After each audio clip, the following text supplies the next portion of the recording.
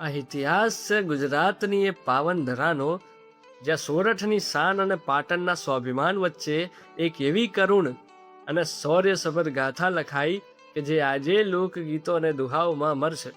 મિત્રો, આ વાર્તા છે રાણક દેવીની, એક એવી નારી કે જેના રૂપ અને સતીત્વએ ગુજરાતના સૌથી શક્તિશાળી રાજા સિદ્ધરાજ જયસિંહના અહંકારને ધૂળમાં મેળવી દીધો. હવે રાણક દેવીએ શસ્ત્ર ઉપાડ્યા વિના પોતાના આત્મબળ અને શ્રાપથી જે બદલો લીધો તે ભારતના ઇતિહાસમાં અજોડ છે. મિત્રો, વાર્તાની શરૂઆત થાય છે સિંધ પ્રદેશના એક રાજાના મહેલથી કે જ્યાં એક પરમ સુંદરી કન્યાનો જન્મ થયો. હવે જ્યોતિષીઓએ બાળકીની કુંડળી જોઈને ભવિષ્યવાણી કરી કે આ કન્યા જેના ઘરે પરણશે ને તે રાજાનો સર્વનાશ થશે અને તેનું આખું રાજ્ય ઉજ્જળ થઈ જશે. આ ભયાનક ભવિષ્યવાણીથી ડરીને રાજાએ બાળકીનો ત્યાગ કરવાનો નિર્ણય કર્યો. તેને એક સુંદર પેટીમાં મૂકીને નદીમાં વહાવી દેવામાં આવી. નદીના પ્રવાહ સાથે વહેતી વહેતી આ પેટી જુનાગઢ પાસે આવેલા મજેવડી ગામના એક કુંભારી કે જે માટીના વાસણો બનાવનાર છે, હડમત અથવા તો હરદાસ નામના કુંભારને મળી. કુંભાર નિસંતાન હતો અને તેને આ બાળકીને ઈશ્વરનો પ્રસાદ માનીને અપનાવી લીધી. તેનું નામ રાખ્યું રાણક. હવે મજેવડી ગામના એ નાના તળાવ અને માટીની સુગંધ વચ્ચે રાણક મોટી થવા લાગી. જેમ જેમ તે મોટી થઈ તેમ તેમ તેનું રૂપ સોળે કડાએ ખીલી ઉઠ્યું. તેનું સૌંદર્ય એટલું અદ્ભુત હતું ને કે મિત્રો, વગડાના ફૂલો પણ તેની સામે ઝાંખા પડતા. પરંતુ રાણક માત્ર સુંદર નહોતી, તે સંસ્કારી, નીડર અને તીક્ષ્ણ બુદ્ધિ ધરાવતી કન્યા હતી. એ સમયે ગુજરાતની ગાદી પર અનહિલવાડ પાટણના પ્રતાપી રાજા સિદ્ધરાજ જયસિંહનું શાસન હતું. હવે સિદ્ધરાજ તો મહત્વાકાંક્ષી, પરાક્રમી અને કડા સૌંદર્યનો પારખું હતો. મજેવડીની કુંભાર કન્યા રાણકના અપ્રતિમ રૂપની ચર્ચા જ્યારે ચારણો અને ભાટો દ્વારા પાટણના દરબાર સુધી પહોંચીને ત્યારે સિદ્ધરાજ જયસિંહે નક્કી કર્યું કે આવી અપ્સરા જેવી સુંદરી તો પાટણના રાજમહેલની પટરાની બનવાને જ લાયક છે. તેને તરત જ મજેવડી ગામમાં રાણકની સગાઈ માટેનું માંગુ મોકલ્યું. હવે મિત્રો, ગરીબ કુંભાર પાટણના ચક્રવર્તી રાજાનું માંગુ કેવી રીતે ઠુકરાવી શકે? સગાઈ નક્કી થઈ ગઈ અને પાટણમાં લગ્નની તૈયારીઓ શરૂ થઈ. પરંતુ વિધાતાએ કંઈક જુદું જ લખ્યું હતું. જુનાગઢ એટલે કે સોરઠના રાજા રા ખેંગારને જ્યારે ખબર પડી કે સોરઠની ધરતી પર ઉછરેલી એક પરમ સુંદરી કન્યાને પાટણનો રાજા પરણીને લઈ જશે ત્યારે તેમનું સોરઠી લોહી ઉકળી ઉઠ્યું.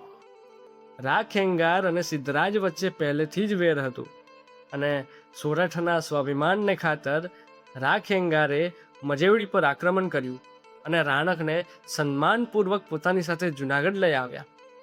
હવે ઉપરકોટના કિલ્લામાં રા ખેંગાર અને રાણકના લગ્ન થયા. રાણક હવે કુંભાર કન્યા મટીને સોરઠની મહારાણી રાણક દેવી બની ગઈ. બંને વચ્ચે અતૂટ પ્રેમ પાંગર્યો અને તેમને 2 પુત્રો પણ થયા. જ્યારે પાટણમાં સિદ્ધરાજ જયસિંહને સમાચાર મળ્યા કે રા ખેંગાર તેની વાગદત્તા કે જેની સાથે સગાઈ થઈ હતી તે રાણકને ઉપાડી ગયો છે, ત્યારે સિદ્ધરાજ ક્રોધથી પાગલ થઈ ગયો.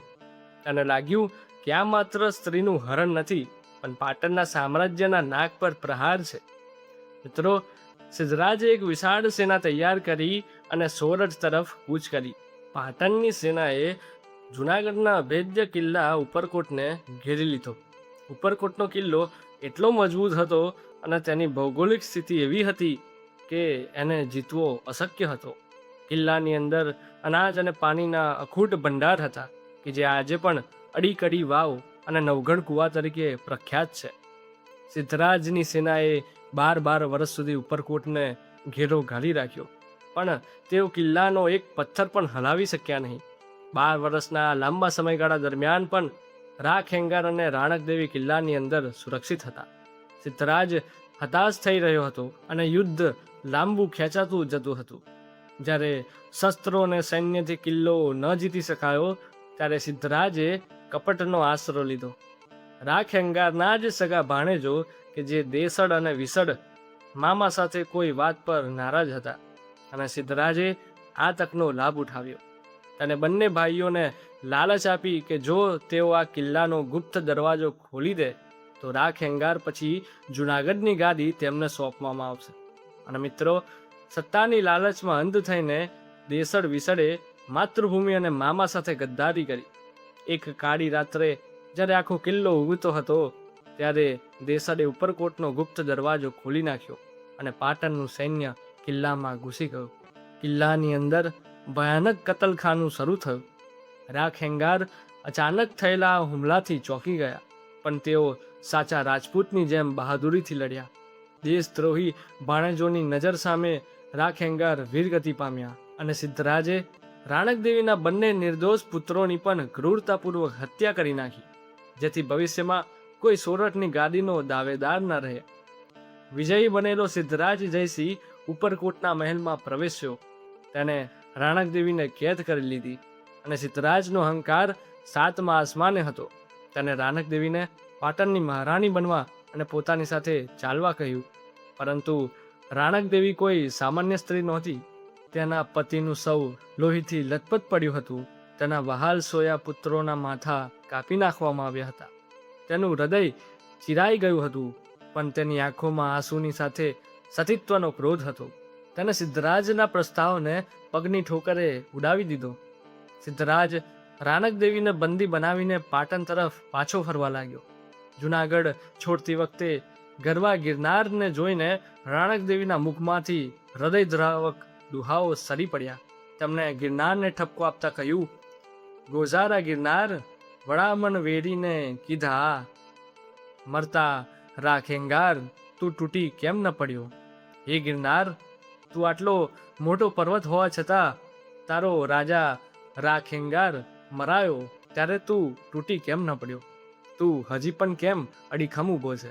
મિત્રો, લોકવાયકા છે કે સતીના આ વેદના ભર્યા શબ્દો સાંભળીને ગિરનાર પર્વત ધ્રુજવા લાગ્યો અને તેની શિલાઓ તૂટીને પડવા લાગી. ગિરનારને દયા ખાઈને રાણકદેવીએ ફરી કીધું, માં પડ મારા આધાર, અને ગિરનાર જેમ હતો તેમ સ્થિર થઈ ગયો. આજે પણ ગિરનારમાં નમેલી શિલાઓ આ ઘટનાની સાક્ષી પૂરી પાડે છે. મિત્રો, પાટણ તરફ જતા જતા કાઠિયાવાડના ભોગાવો નદીના કિનારે આવેલા વઢવાણ, કે જે હાલનું સુરેન્દ્રનગર જિલ્લો, પાસે સેનાએ પડાવ નાખ્યો. રાણકદેવીએ મનથી નક્કી કરી લીધું હતું કે તેઓ પાટણના પગથિયા ક્યારેય નહીં ચડે. તેમનું શરીર અને આત્મા માત્ર રાખેંગારના હતા. તેમણે સિદ્ધરાજ પાસે માંગણી કરી કે તેમને પોતાના પતિના વસ્ત્રો અને સ્મરણો સાથે સતી થવાની પરવાનગી આપવામાં આવે. સિદ્ધરાજને લાગ્યું કે જો તે બળજબરી કરશે તો રાણકદેવી જીવ ત્યાગી દેશે, પણ કદાચ સતી થવાના ડરથી તે માની જાય. પરંતુ રાણકદેવી તો કાળની સામે લડવા તૈયાર હતા. ભોગાવો નદીના કિનારે ચિતા ખડકવામાં આવી અને રાણકદેવી ચિતા પર બેઠા. તેમના હાથમાં રાખેંગારની પાઘડી હતી. હિન્દુ પરંપરા મુજબ સતી થતી નારી પવિત્ર ગણાય છે. ચિતાને અગ્નિ આપવાની જરૂર ન પડી. સતીના તેજ અને આત્મબળથી ચિતા આપોઆપ પ્રજ્વલિત થઈ ઉઠી. મિત્રો, જ્યારે અગ્નિની જ્વાળાઓ રાણકદેવીને પોતાના લપેટમાં લઈ રહી હતી ત્યારે તેમને આંખો ખોલીને ગર્વથી ઉભેલા અહંકારી સિદ્ધરાજ જયસિંહ સામે જોયું. તે રાણકદેવીનો આખરી બદલો હતો, શસ્ત્ર વિનાનો આત્મિક બદલો. તેમણે સિદ્ધરાજને અને તેની ભૂમિને શ્રાપ આપ્યો કે તારો વંશવેલો અહીં જ અટકી જશે. તું સંતાન સુખ માટે તરસશે અને તારો કોઈ વારસદાર નહીં રહે. મિત્રો, ઇતિહાસ સાક્ષી છે કે સિદ્ધરાજ જયસિંહ નિસંતાન મૃત્યુ પામ્યો અને પાટણની ગાદી સોલંકી વંશના હાથમાંથી ચાલી ગઈ. બીજું કે જે ભોગાવો નદીના કિનારે તેઓ સતી થયા, તે નદીને શ્રાપ આપ્યો કે તું માત્ર પથ્થરોની નદી બનીને રહીશ, તારું પાણી સુકાઈ જશે. અને આજે પણ ભોગાવો નદી મોટા ભાગે સૂકી અને પથરાળ જોવા મળે છે. અને રાણકદેવી ચિતામાં ભસ્મીભૂત થઈ ગયા. પણ જતા જતા તેઓ સિદ્ધરાજના વિજયી અહંકારને કાયમ માટે હરાવી દીધો. મિત્રો, સિદ્ધરાજ સોરઠ જીતીને પણ રાણકદેવીના મનને જીતી ન શક્યો. અને જીત હકીકતમાં રાણકદેવીના સતીત્વ અને સોરઠના સ્વાભિમાનની થઈ. અને આજે પણ વઢવાણમાં ભોગાવો નદીના કિનારે સતી રાણકદેવીનું ઐતિહાસિક મંદિર ઊભું છે કે જે સ્ત્રીના આત્મબળ, સતીત્વ અને ન્યાય સામેના હિંસક બદલાનું પ્રતીક છે. રાણક દેવીનો આ બદલો લોહીની નદીઓ વહાવીને નહીં, પણ પોતાના ચારિત્રના તેજથી લેવાયેલો બદલો હતો, કે જેણે એક ચક્રવર્તી રાજાના સામ્રાજ્યના ભવિષ્યને કાયમ માટે અંધકારમાં ધકેલી દીધું.